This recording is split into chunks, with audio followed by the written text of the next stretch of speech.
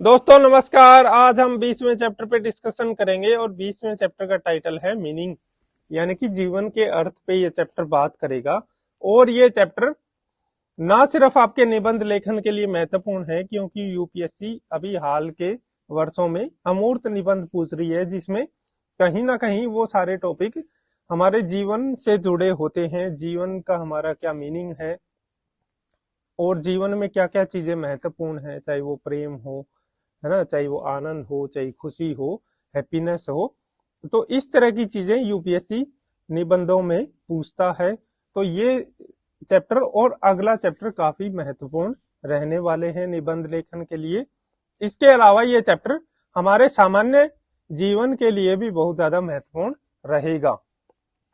इसमें आपको काफी कुछ सीखने को मिलेगा और ये चैप्टर काफी लंबा भी है। इस बुक का सबसे बड़ा चैप्टर यही है, इसलिए ये चैप्टर के पार्ट हैं वो कुछ लंबे हो सकते हैं और कुछ ज्यादा भी हो सकते हैं। कई पार्ट में हम डिवाइड करके इस चैप्टर को डिस्कस करेंगे। तो इस चैप्टर की शुरुआत होती है कि मानव है वो मनुष्य ने हमेशा से टाइम इमेमोरियल से ही कुछ क्वेश्चन पूछे हैं और उनके जवाब वो जानना चाहता है, कि जैसे कि वो कौन है ना, कि मैं कौन हूं, इसके अलावा मेरे जीवन का क्या अर्थ है ना। उसने जैसे जब भी वो, चाहे वो गुफाओं में रहता हो, चाहे जंगलों में रहता हो, चाहे वो एग्रीकल्चर करने लगा हो, हमेशा से उसने देखा है कि उसके आसपास लोग मरते हैं, जन्म लेते हैं और कुछ निश्चित समय के लिए ही वो आते हैं, है ना। तो इसलिए उसने हमेशा से ये पूछा है कि मेरे जीवन का अर्थ क्या है, एक दिन मुझे मर जाना है, तो मेरे जीवन का यहाँ पे पर्पज क्या है, इस सीमित समय के लिए मैं इस धरती पे हूँ, तो मेरे जीवन का क्या पर्पज है, क्या मीनिंग है, और मैं कौन हूँ, मैं कहाँ से आया हूँ, मैं कहाँ जाऊंगा।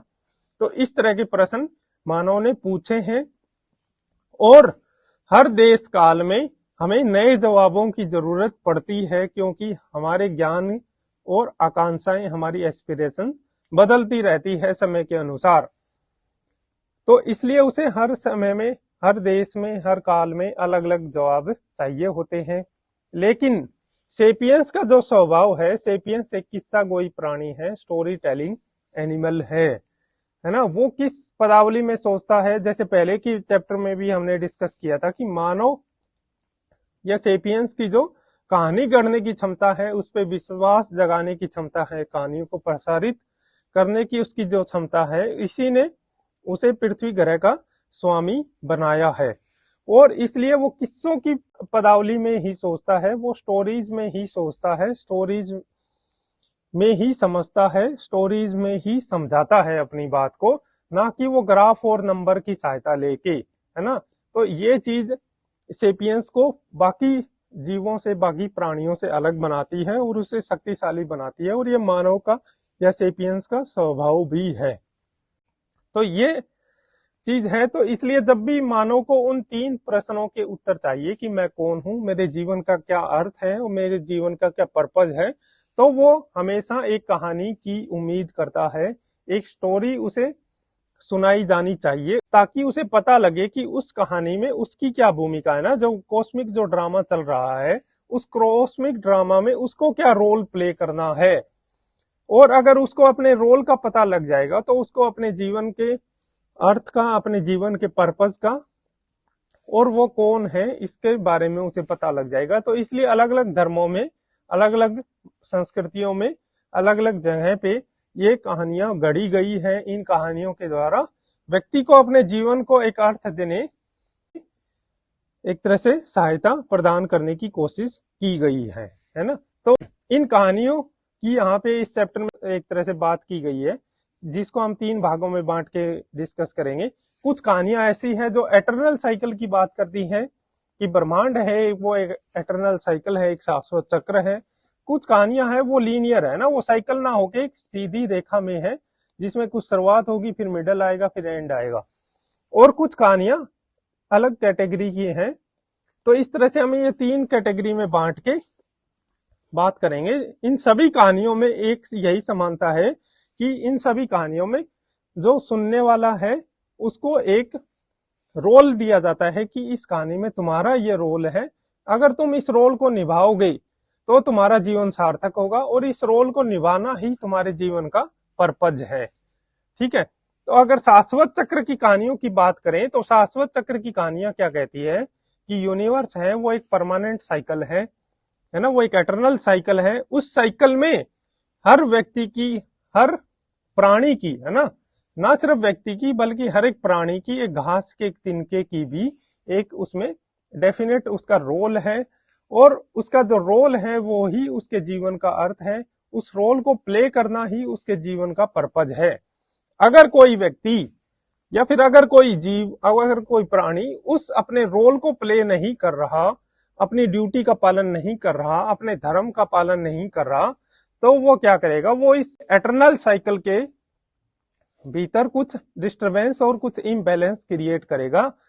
और अगर वो ऐसा कर रहा है तो वो उस अपने जीवन में दुख, विक्षोभ और अशांति से भर जाएगा, है ना। तो इस तरह की कहानियां हमें कहाँ सुनने को मिलती है, इसमें जैसे दो एग्जांपल दिए गए हैं, एक भगवत गीता का और एक लायन किंग स्टोरी का, है ना। तो भगवत गीता में क्या होता है कि भगवत गीता में अर्जुन अपने धर्म से, अपने कर्तव्य से भटक जाता है जब वो देखता है कि उसके सामने उसके गुरु, है ना, उसके सगे संबंधी हैं जिससे उसको युद्ध करना है, तो वो एक तरह से हथियार डाल देता है और अपने कर्तव्य से पीछे हट जाता है। तो श्री कृष्ण उसको उपदेश देते हैं कि उसे अपने धर्म का पालन करना होगा, है ना। जो व्यक्ति अपने धर्म का पालन नहीं करेगा, अपने कर्तव्य का पालन नहीं करेगा, अपना कर्म नहीं करेगा, वो इस ब्रह्मांड के संतुलन में व्यवधान पैदा करेगा, इस ब्रह्मांड को असंतुलित कर देगा और इसकी वजह से वो व्यक्ति कभी भी शांति को, आनंद को या सुख को प्राप्त नहीं कर सकता। तो इसलिए श्री कृष्ण उसे यही संदेश देते हैं अर्जुन को, और अर्जुन उस चीज को समझ के अपने कर्तव्य का पालन करता है और वो युद्ध लड़ता है। इसी कहानी को एक नए, एक तरह से मॉडिफाई करके द लायन किंग में प्रस्तुत किया गया है। लायन किंग की कहानी में अर्जुन की जगह ले लेता है सिम्बा नाम का एक शेर, है ना। तो इसमें क्या होता है कि सिम्बा का पिता मुस्तफा उस जंगल का राजा है, जो सिम्बा को बताता है कि इस ब्रह्मांड में या इस जंगल में एक एटर्नल साइकिल है। उस एटर्नल साइकिल में हर एक व्यक्ति की या हर एक प्राणी की, है ना, हर एक जानवर की एक भूमिका है। उसमें घास के तिनके का भी एक ड्यूटी है। अगर वो अपनी ड्यूटी प्ले नहीं करेगा तो वो उस ब्रह्मांड के उस चक्र को असंतुलित करेगा, उसमें व्यवधान पैदा करेगा। और इस कहानी में क्या होता है कि सिम्बा अपने लक्ष्य से भटक जाता है और वो उस जंगल को छोड़ के कहीं चला जाता है। उसकी वजह से वो अपने, जब ड्यूटी से भटक जाता है तो वो पूरा चक्र असंतुलित हो जाता है, अव्यवस्था फैल जाती है। और बाद में सिम्बा को जब ये एहसास होता है, जब उसको अपने पिता की आत्मा दिखती है और उसको अपने कर्तव्य की याद दिलाती है, तो सिम्बा को पता लगता है कि वो इसलिए इतना दुखी है, इतना विक्षोभ से भरा हुआ है, इतना अशांति है उसके जीवन में, क्योंकि वो अपने जीवन के उद्देश्य का पालन नहीं कर रहा। और सिम्बा वापिस आता है और उसके चाचा जो स्कार नाम का वो राजा बन गया था, उसको हटाता है और राजा बन के सिम्बा उस बैलेंस को दोबारा एस्टेब्लिश करता है, उस ब्रह्मांड के संतुलन को दोबारा से स्थापित करके और उस चक्र को आगे बढ़ाता है। और लास्ट में यही दिखाया जाता है कि सिम्बा का जो पुत्र है वो अब आगे राजा बनेगा और वो साइकिल है वो उसी तरह से चलती रहेगी। तो ये दोनों कहानियां हैं, ये दोनों कहानियां बोलती हैं कि मेरी एक डेफिनेट और एक ट्रू आइडेंटिटी है, और जब मैं अपनी इस आइडेंटिटी को समझ लूंगा आखिर में, तो मैं उस आइडेंटिटी को समझने के बाद उस आइडेंटिटी के हिसाब से जब जीवन जीऊंगा तो वो मेरा जीवन पर्पजफुल होगा और ज्यादा सार्थक, मीनिंगफुल लाइफ में जीऊंगा जब मैं अपने ड्यूटी का पालन करूंगा, है ना। जैसे अगर कोई धोबी है तो वो धोबी जब अपने ड्यूटी का पालन करेगा तो वो ज्यादा बेहतर जीवन जिएगा, बजाय उस राजकुमार के जो अपने राजकुमार के कर्तव्यों से हटके कुछ इधर उधर भटकता रहता है। तो इसलिए वो उस ब्रह्मांड के संतुलन में व्यवधान पैदा करेगा। ठीक, तो ये एटर्नल साइकिल की कहानियां हैं। इसके बाद आती है कुछ लीनियर कॉस्मिक ड्रामा की स्टोरी, जो ब्रह्मांड के जो नाटक है उसको एक लीनियर फॉर्म में डिफाइन करती है, जिसमें कुछ एक बिगिनिंग होगी जहां से एक शुरुआत होती है, फिर एक मिड पॉइंट आता है और फिर एक एंडिंग आती है ना।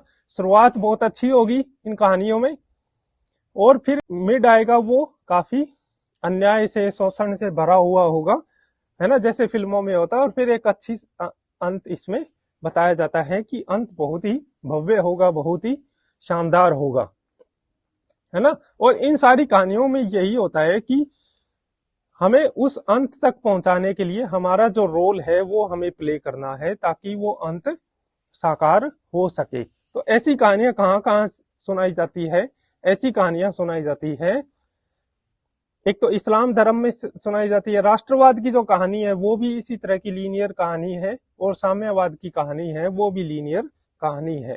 तो इस्लाम की कहानी क्या है कि इस्लाम की कहानी है कि अल्लाह ने सृष्टि को रचा और अल्लाह ने कुछ विधि विधान तय किए और उन विधि विधानों के अनुसार ही मुझे अपने जीवन को जीना है, ताकि उन्हीं विधि विधानों के अनुसार एक तरह से सृष्टि आगे बढ़ सके। अगर कोई व्यक्ति इन विधि विधानों का पालन नहीं करता तो मेरे जीवन का मकसद ये है कि मैं उनका प्रसारित करूं, उनको वापस उस राह पे लेके आऊं, है ना। तो मेरे जीवन की भूमिका इसमें क्या हो जाएगी कि अल्लाह के आदेशों का पालन करना, ठीक है। तो इस स्टोरी में जैसे छोटी छोटी चीजें भी, या फिर बाकी धर्मों की जो कहानियां होती है उनमें भी ऐसा ही होता है कि छोटी छोटी चीजें भी जीवन की, जैसे हाथ धोना, है ना, कपड़े पहनना, या फिर अपना खान पान, इन चीजों को भी एक तरह से इस कहानी के रंग में रंग दिया जाता है, उसे एक स्पिरिचुअल या आध्यात्मिक रूप दे दिया जाता है। इसके अलावा जो राष्ट्रवाद की जो कहानी है, उस राष्ट्रवाद की कहानी में भी यही होता है कि एक राष्ट्र का कहीं से शुरुआत हुई, फिर वो शोषण और अन्याय का उसने सामना किया और अब फिर से वो एक तरह से स्वतंत्र होकर अपने आप को स्थापित कर रहा है और वो महानता की राह पे है। तो मेरे जीवन का जो लक्ष्य है वो है उस राष्ट्र की महानता में योगदान देना, है ना। उस राष्ट्र को फिर से जैसे विश्व गुरु बनाना या फिर नैतिकता का प्रकाश स्तंभ बनाना, उसे विश्व में एक तरह से शिरोमणि स्थिति पे लेके जाना। इसी तरह से साम्यवाद की कहानी क्या है? तो साम्यवाद की कहानी क्या है कि साम्यवाद में शुरुआत में एक आदिम साम्यवाद होता था जिसमें लोग जंगलों में रहते थे, कोई प्राइवेट प्रॉपर्टी नहीं होती थी और इक्वेलिटी थी, सभी बराबर थे। उसके बाद क्या आया? उसके बाद आई दास प्रथा आई, उसके बाद सामंतवाद आया, उसके बाद पूंजीवाद आया। इनके भीतर क्या हुआ कि वर्ग संघर्ष होने लगा, है ना। समाज है वो दो वर्गों में बट गया और जो पूरा इतिहास है वो इसी वर्ग संघर्ष का है। और अंत में क्या होगा? अंत में क्रांति होगी, मजदूर आप एक तरह से एकजुट होंगे और वो क्रांति करके दोबारा से साम्यवाद को स्थापित करेंगे और ऐसे एक स्वर्ण युग की एक तरह से स्थापना होगी जहां पे कोई प्राइवेट प्रॉपर्टी नहीं है, सारे व्यक्ति बराबर हैं, है ना, सभी के अधिकार बराबर हैं, जहां परिवार, धर्म, राष्ट्र, राज्य, इन सारी संस्थाओं का क्या एक तरह से समापन हो जाएगा, है ना। तो मेरे जीवन का उद्देश्य क्या है इस कहानी के अनुसार? तो ये है कि मैं इस क्रांति को सफल बनाऊं, इस साम्यवाद को वापस स्थापित करने के लिए अपना रोल प्ले करूं। तो इस तरह से ये लीनियर कहानियां हैं जो एक एटर्नल साइकिल की बजाय एक स्ट्रेट लाइन में चलती है, जिसमें एक बिगिनिंग है, फिर एक मिड पॉइंट है और फिर एक एंडिंग है। ये जो सारी कहानियां हैं, चाहे वो एटर्नल साइकिल की हो, चाहे वो लीनियर कॉस्मिक ड्रामा की हो, उनमें कुछ ना कुछ लूप होल्स हैं, कमियां हैं, इनकी कुछ विशेषताएं हैं। लूप होल क्या है? इनमें पैमाना मायने नहीं रखता, ठीक है। ये मतांधता को बढ़ावा देती है और ये अधूरी और अंतर विरोधों से भरी हुई है। इनका सच होना जरूरी नहीं है ना, कि ये जरूरी नहीं है कि सच ही हो, है ना। और कोई भी सच भी नहीं है, हमारे जितने भी वैज्ञानिक अभी तक खोज हैं उनके हिसाब से। और ये हमारा ध्यान खींचने में काफी दक्ष होती है, काफी इफेक्टिव होती है हमारे कल्पना को हाईजैक करने में। तो अगर हम इन सारी कमियों को एक एक करके डिस्कस करें तो स्केल इनमें मैटर नहीं करता, यानी कि पैमाना क्या है ना। कुछ कहानियां हैं वो अनंत काल तक खींची हुई हैं, जिसमें एक चक्र है, जैसे एटर्नल साइकिल वाली जो कहानियां थी, या फिर कुछ कहानियां हो सकती है वो कुछ हजार सालों तक हो सकती है। जैसे यहूदी राष्ट्रवाद की जो कहानी है, तो यहूदी धर्म का जन्म कब हुआ था? 1000 बीसी में के आसपास हुआ, और अभी तक वो 3000 साल है। और जरूरी नहीं कि वो इजराइल है वो 5000 साल बाद भी वहीं का वहीं रहेगा। कोई भी राष्ट्र ये दावा नहीं कर सकता कि वो 5000 10,000 साल बाद वैसा का वैसा बना रहेगा, है ना। तो इस तरह से स्केल मैटर नहीं करता, वो अनंत तक भी कहानी खींची हो सकती है, और वो कुछ हजार वर्षों तक भी खींची हुई हो सकती है। इसके अलावा दूसरा है कि ये कहानियां है, ये बिगोटरी को या फिर रिलीजियस एक तरह से कट्टरता को, मतांधता को बढ़ावा देती है। जैसे इजराइल की जो कहानी है, इजराइल की कहानी में यरूशलेम को यह माना जाता है कि वो इजराइल की एक तरह से एटर्नल कैपिटल है, शाश्वत राजधानी है। और जो चीज शाश्वत है, जो एटर्नल है, उसके ऊपर कभी कोई समझौता नहीं हो सकता। और इजरायली और फिलिस्तीनियों के बीच में शांति वार्ता के बीच में के मध्य सबसे बड़ी जो रुकावट है उनमें से एक यही है कि इजरायली लोग यरूशलेम को विभाजित नहीं करना चाहते, क्योंकि वो इसे अपनी एटर्नल कैपिटल मानते हैं, है ना। यरूशलेम ज्यादा से ज्यादा 5000 साल पुराना शहर है, और 5000 साल पुराने शहर को एक तरह से एटर्नल और शाश्वत मानना एक काफी बड़ी मूर्खता है। इसलिए ऐसी कहानियां हैं वो मतांधता को बढ़ावा देती है और शांति समृद्धि को एक तरह से रोकती है। ठीक है। इसके अलावा ये सारी कहानियां हैं अंतर विरोधों से भरी हुई है और अधूरी है ना। इनमें आपस में कॉन्ट्राडिक्शन है इन कहानियों में। जैसे कहानी सुनाई जाती है पृथ्वी और हाथी की, जिसमें कहा जाता है कि पृथ्वी है वो उसको एक बड़े से हाथी के पीठ पे रखा गया है ना। तो इस तरह की ये कहानी है। इस कहानी में क्या अंतर विरोध है, इसमें क्या कमियां हैं? जैसे अगर एक बड़े हाथी के ऊपर पूरी पृथ्वी को रखा गया है, तो फिर कोई अगर क्वेश्चन पूछे कि वो हाथी किस पे खड़ा है ना, तो वो हाथी किस पे खड़ा है, तो वो कोई बोलेगा कि बड़े से कछुए के ऊपर हाथी खड़ा है। फिर कोई पूछेगा कि वो बड़ा सा कछुआ किसके ऊपर खड़ा है, तो वो कोई जवाब देगा कि दूसरे किसी और कछुए के ऊपर खड़ा है ना। फिर और कोई पूछे कि वो दूसरा कछुआ किसके ऊपर खड़ा है, तो वो कहेगा इसकी तुम चिंता मत करो, आगे सिर्फ कछुए ही कछुए है ना। तो ये कहानी कितनी अधूरी है, कितनी एक तरह से कॉन्ट्राडिक्टरी है, जिसमें आखिर में नहीं बताया जाता कि वो आखिरी जो चीज है वो किसके ऊपर टिकी हुई है। तो इसी तरह की ये बाकी सारी कहानियां भी है ना, चाहे वो किसी धर्म की हो, राष्ट्रवाद की हो, साम्यवाद की हो, ये भी एक तरह से इनकम्प्लीट है ना। जैसे राष्ट्रवाद की कहानी है, राष्ट्रवाद की कहानी 5000 साल या फिर 7000 साल या 2000 साल की हो सकती है, या फिर कुछ राष्ट्र हैं जो 100 साल पहले ही मतलब बने हैं, है ना। 100 साल की भी उनकी उम्र नहीं है। तो ऐसी कहानियां क्या होती है, राष्ट्रवाद को एक बढ़ावा देती है, और उसमें बाकी जो चीजें हैं उनको एक तरह से हटा दिया जाता है ना। राष्ट्रवाद की कहानी में क्वांटम फिजिक्स क्या बोलती है ना, बिग बैंग क्या बोलता है जो 13.8 बिलियन ईयर पहले हुआ था, उन सारी चीजों को हटा दिया जाता है। राष्ट्रवाद में बाकी राष्ट्रों का अस्तित्व नकार दिया जाता है ना। बाकी जीवों का, बाकी इंसानों को एक तरह से महत्वहीन बता दिया जाता है। इस तरह से वो अधूरी है, अंतर विरोधों से भरी हुई है, सभी चीजों को वो समेटती नहीं है ना। इसके अलावा ये जो कहानियां होती है, इन सारे अंतर विरोधों के बावजूद इनमें पैमाना मैटर नहीं करता। इसके बावजूद ये लोगों का ध्यान खींचने में और उनको एक सुरक्षित क्षेत्र में बनाए रखने में काफी दक्ष होती है ना। उनको एक सेफ जोन में रखती है, उनकी अटेंशन को ग्रैब करके रखती है, और इस तरह से ये कहानियां बुनी जाती है कि वो व्यक्ति आगे प्रश्न नहीं पूछे, है ना। तो वो ऐसा कैसे कर पाती है जब उनमें कमियां होती है, अपूर्ण होती है वो, और अंतर विरोधों से भरी होती है, उसके बावजूद भी ये कैसे इतनी सफल हो जाती है कि वो लोगों का ध्यान खींच पाती है। तो हरारी बोलते हैं कि कोई भी सफल कहानी हो उसकी ये 3 खूबियां होनी चाहिए। अगर उसमें ये 3 खूबियां हैं तो वो कहानी काफी लोगों द्वारा विश्वास की जाएगी और उसे प्रसारित किया जाएगा। पहली है कि वो जो सुनने वाला है उसको एक भूमिका दे, उसको एक रोल दे, है ना। जैसे फिल्मों में कोई स्क्रिप्ट आती है, कोई फिल्म की कहानी आती है जब किसी एक्टर के पास, तो उसे वो वाली कहानी सबसे ज्यादा पसंद आएगी जिसमें उसको एक रोल दिया गया है ना, उसको एक महत्वपूर्ण रोल अगर मिला है तो वो कहानी उसको सबसे ज्यादा पसंद आएगी। इसलिए हमें भी वो कहानी ज्यादा अच्छी लगती है जिसमें मेरे को कोई रोल मिला है, चाहे वो क्रांति को सफल बनाना हो, है ना, या फिर राष्ट्र को महान बनाना हो, या फिर शाश्वत चक्र में अपनी भूमिका निभानी हो।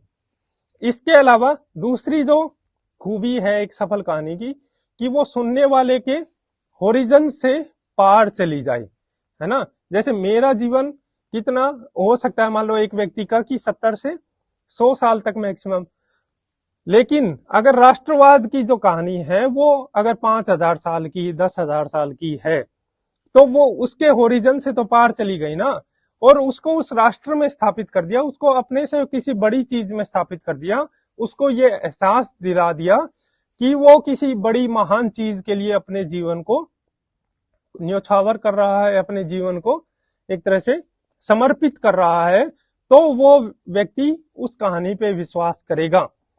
तो अच्छी कहानी हमें हमसे बड़ी चीज में स्थापित कर देती है। इसके अलावा अगर कहानी सुनने वाले के विचार, उसके अनुभव, उसकी रुचियों को, उसके आकांक्षाओं को, उसके ज्ञान के दायरे को पार कर जाए, तो भी व्यक्ति उसके ऊपर ज्यादा प्रश्न नहीं उठाएगा, है ना। तो ये 3 खूबियां हैं किसी भी अच्छी कहानी को सफल बनाने के लिए, उसको अच्छा बनाने के लिए, उसको प्रसारित करने के लिए, लोग उसका पालन करें, उस पर विश्वास करें। उसके लिए 3 चीजें जरूरी है कि सुनने वाले को एक रोल मिले, वो उसके ऑडियंस के होरिजन को पार कर जाए और उसके ज्ञान को, उसके अनुभव के और विचार के दायरे को पार कर जाए।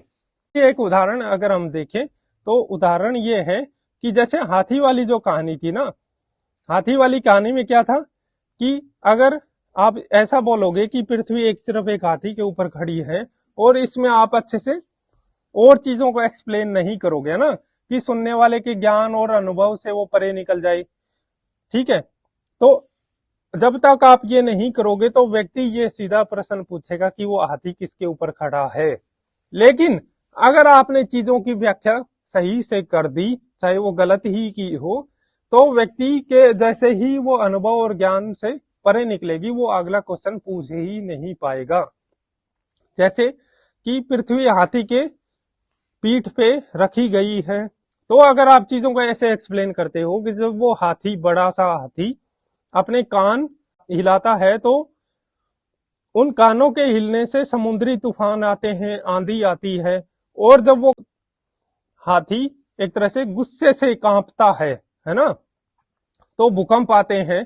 तो इस तरह से आपने भूभौत की जो घटनाएं हैं उनकी व्याख्या उस हाथी के शरीर से कर दी, तो व्यक्तियों के विचारों से, ज्ञान से, अनुभव से वो चीज पार कर जाएगी और वो फिर ये प्रश्न नहीं पूछेंगे कि वो हाथी किसके ऊपर खड़ा है ना। इसी तरह से राष्ट्रवाद की जो कहानी है वो भी अगर आपने सही से बुन ली, सही से उसको गढ़ लिया, तो फिर लोग नहीं पूछेंगे आगे कि जैसे मान लो आपने जो राष्ट्रवाद की जो कहानी है, चाहे वो इजराइल की हो, भारत की हो, रूस की हो, उसमें क्या होता है कि बहादुरी के किस्से आपको सुनाए जाते हैं कि हम कितने महान थे, लोगों ने कितना बलिदान दिया, है ना, इस देश की महानता को स्थापित करने के लिए। और अतीत में कुछ तबाहियां आपको सुनाई जाएगी कि हमारे राष्ट्र के साथ ऐसा अन्याय हुआ, शोषण हुआ, है ना, कि इस तरह से तबाही हुई। और वो जब आपको इस तरह से मोहित किया, पहले आपको फिर रुलाया और अन्याय की बात करके आपको गुस्से से भर दिया, तो इसने क्या किया कि आपको बड़ी चीज में स्थापित कर दिया, आपकी विचार, आपकी ज्ञान, आपके अनुभव के दायरे को इसने पार कर लिया। तो फिर आप ये चीज क्वेश्चन नहीं पूछोगे कि ऐसी क्या चीज है जो इस राष्ट्र को इतना महत्वपूर्ण बनाती है ना। आप ये प्रश्न कभी नहीं पूछोगे कि बाकी राष्ट्रों का क्या, बाकी जीवों का क्या, है ना, बिग बैंग का क्या, क्वांटम फिजिक्स का क्या, है ना, विज्ञान का क्या, ये आप क्वेश्चन कभी नहीं पूछोगे। आप हर चीज की व्याख्या अपने राष्ट्र के हिसाब से करने लगोगे कि ये राष्ट्र ही सबसे महत्वपूर्ण है। आप इसमें इतने डूब जाओगे कि आप बाकी क्वेश्चन पूछ ही नहीं पाओगे। ठीक है, तो ये सफल कहानी की एक खूबी होती है। इसलिए हरारी बोलते हैं कि लोग 75 वर्ष पुराने राष्ट्र के लिए भी उतनी ही कट्टर हो सकते हैं जितना कि वो 5,000 या फिर 50,000 साल पुराने देवता के लिए होते हैं। तो हरारी बोलते हैं कि सेपियंस है वो बड़ी संख्याओं के मामले में दक्ष नहीं होते। वो ज्यादातर हमारे मामलों में क्या होता है कि हमारी कल्पना है, हमारी इमेजिनेशन है, वो थोड़ा सा एक तरह से लेबर करके, थोड़ा सा श्रम करके थक जाती है ना, एग्जॉस्ट हो जाती है। वो ज्यादा चीजों को एक तरह से प्रश्न नहीं पूछेगी, ज्यादा कल्पना नहीं करेगी। जैसे हाथी और पृथ्वी वाली कहानी थी, अगर आपने चीजों को सही से एक्सप्लेन कर दिया, पृथ्वी पे होने वाली घटनाओं की, आंधी की, तूफान की, बारिश की, उस हाथी के कारण कि वो अपने पांव हिलाता है, पूंछ हिलाता है, कान हिलाता है ना, वो कांपता है, तो लोगों का एक तरह से कल्पना हाईजैक हो जाएगी और वो ज्यादा चीजों पे नहीं जाएंगे, ज्यादा क्वेश्चन नहीं पूछेंगे। ठीक है, तो ये काफी इंपॉर्टेंट यहाँ पे बात बोली गई है। इसके अलावा कुछ और कहानियां हैं, जैसे पुनर्जन्म और पूर्व जन्म की कहानी, है ना। पुनर्जन्म और पूर्व जन्म की कहानी में भी क्या कमी है कि ये लंबी तो जरूर है ना, कि मेरा लाखों योनियों में मेरा जन्म होता है ना, जीवन का चक्र हमेशा चलता रहता है, मृत्यु कुछ नहीं है, वो एक चैप्टर के बाद दूसरे चैप्टर की शुरुआत है। लेकिन ये लंबी हो जाने से सार्थक नहीं हो जाती, है ना। कोई कहानी लंबी है इससे उसमें अर्थ नहीं आ जाएगा, वो मेरे जीवन को उद्देश्यपूर्ण या पर्पजफुल नहीं बना देगी। इसके अलावा इस कहानी में क्या कमी है, इसमें प्रमाणों का भी अभाव है ना। हम प्रूव कैसे करें कि मैं पिछले जन्म में क्या था, है ना, कि मैं एक अमीबा था और मैं अगले जन्म में क्या बनूंगा, इस चीज को आप कैसे प्रूव करोगे। इसके अलावा एक कहानी ऐसे सुनाई जाती है कि हम कुछ ठोस छोड़ जाएं अपने पीछे। वो ठोस कुछ सांस्कृतिक भी हो सकता है, जैसे कोई कविता, है ना, कोई गीत, और वो कुछ ठोस कुछ जैविक हो सकता है, जैसे मेरे डीएनए, मेरे जीन्स, है ना। तो इस तरह से ये चीज भी एक जीवन को अर्थ देने का, उसको उद्देश्यपूर्ण बनाने का प्रयास करती है। लेकिन ये चीज भी कभी कभी ही सफल हो पाती है। ज्यादातर लोग अपने जीन्स को आगे कंटिन्यू नहीं कर पाते, जैसे उन यहूदियों का क्या जिनको नाजियों ने खत्म कर दिया, या फिर डायनासोर का क्या, है ना। और ज्यादातर लोग कोई कविता लिखे बिना या कोई नई चीज डेवलप किए बिना ही यहाँ से चले जाते हैं। ठीक है, एक और जो कहानी है, जैसे दुनिया को बेहतर बनाना, कि मेरे जीवन का उद्देश्य, मेरे जीवन का अर्थ है इस दुनिया को रहने के लिए ज्यादा बेहतर बनाना, है ना। कि ये कोरोना की विशाल श्रृंखला चल रही है, हर व्यक्ति ने योगदान दिया है इस दुनिया को बेहतर बनाने के लिए हमसे पहले, और हमें ये चीज, इस चैन को, इस श्रृंखला को आगे जारी रखना चाहिए।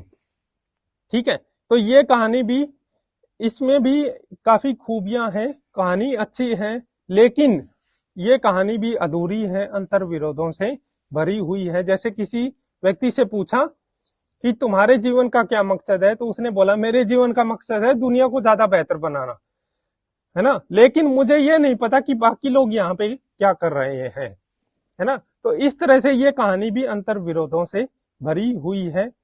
एक और जो कहानी है रोमांस की या फिर प्रेम की, कि मेरे जीवन का मकसद है सच्चा प्रेम हासिल करना, है ना। ठीक है, वो प्रेम कैसा हो सकता है, वो सांसारिक भी हो सकता है कि सांसारिक प्रेम की कहानी, या फिर रोमानी प्रेम भी हो सकता है। तो सांसारिक प्रेम में जैसे जूलियट और रोमियो ने किया था, है ना। तो इस तरह के प्रेम में क्या है कि, या फिर फिल्मों में भी हमें ये दिखाया जाता है, तो ये कहानी भी अधूरी है, क्योंकि आप जिससे प्रेम करते हैं वो भी एक व्यक्ति ही है जिसको खुद नहीं पता कि उसके जीवन का उद्देश्य क्या है, उसके जीवन का क्या अर्थ है। लेकिन कुछ लोग क्या होते हैं कि उस प्रेम को रोमानी प्रेम बना देते हैं, रहस्यवादी प्रेम बना देते हैं, जैसे कबीर है, सूफी संत है, या फिर भक्ति संत है, जैसे कि मीरा, है ना।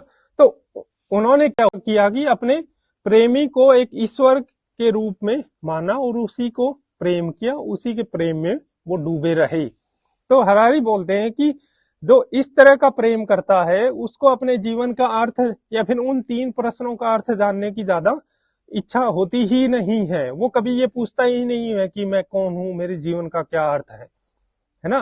तो वो जीवन के अर्थ को जानने की कभी कोशिश ही नहीं करते। तो इस तरह से ये कहानी भी उतनी सेटिस्फैक्टरी नहीं है।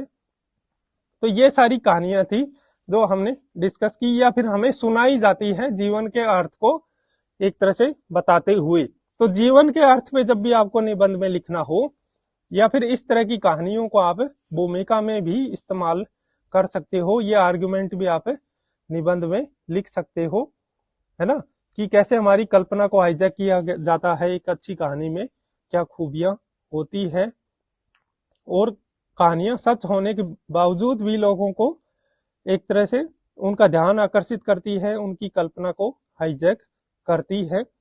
तो इस तरह से आप निबंध में इस्तेमाल कर सकते हो।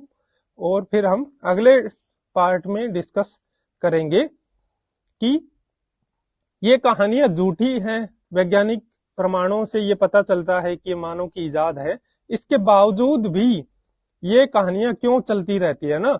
जैसे धर्मों की कहानियां, जैसे ईसाई धर्म की कहानियां हैं, उनको एक तरह से प्रूव कर दिया गया है कि वो झूठ है, उसके बावजूद भी लोग उसको मानते रहते हैं। या फिर लोग जब बड़े होते हैं, बचपन में जो कहानियां उन्होंने सुनी होती है वो चीज भी प्रूव हो जाती है कि वो सच नहीं थी, फिर भी लोग उसको एक तरह से प्रूव करने में तर्क का इस्तेमाल करते रहते हैं। ऐसा क्यों होता है, ये हम अगले पार्ट में डिस्कस करेंगे। Thank you very much.